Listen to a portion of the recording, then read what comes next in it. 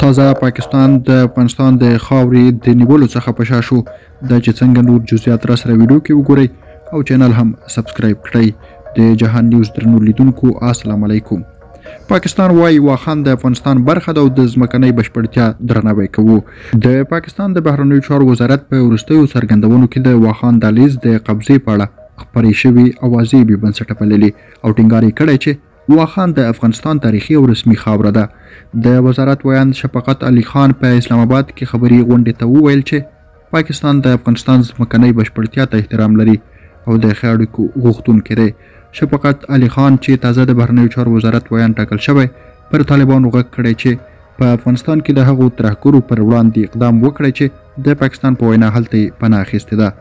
د چارو شنونکي په دې باور دي چې که څه هم پاکستان د واخان د قبضې لپاره اراده لري خو دغه هڅه د افغانانو او چین په کلک غبرګون سره مخ کېدای شي.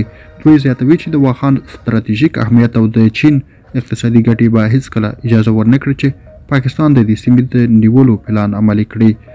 دا څرګندونې په داسې حال کې کېږي چې له تیرو 2 میاشتو راهیسې په ټولنیزو رسنیو کې د واخان د قبضې په اړه اوازې خپرې شوې.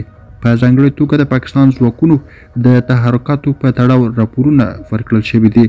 د طالبانو ویاند ذبیح الله مجاهد او د کورنیو چارو وزارت سرپرست سراج الدین حقانی هم د واخان دهلیز په اړه د پاکستان د احتمالي پلانونو پر وړاندې کلک دریځ نیولی او د سیمې پر ساتلو یې ټینګار کړی دی. واخان دهلیز د افغانستان د بدخشان ولایت په شمال ختیځ کې یو غرنۍ او تنګه سیمه ده چې له شمال څخه تاجکستان، له جنوب څخه پاکستان او له ختیځ څخه چین سره پوله لري.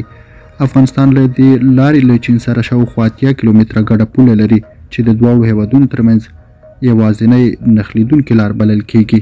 د چارو شنونکي وایي چې د واخان دهلیز اهمیت یوازې په افغانستان پورې محدود نه دی بلکې د چین، هند او نورو هیوادونو لپاره هم ستراتیژیک ارزښت لري.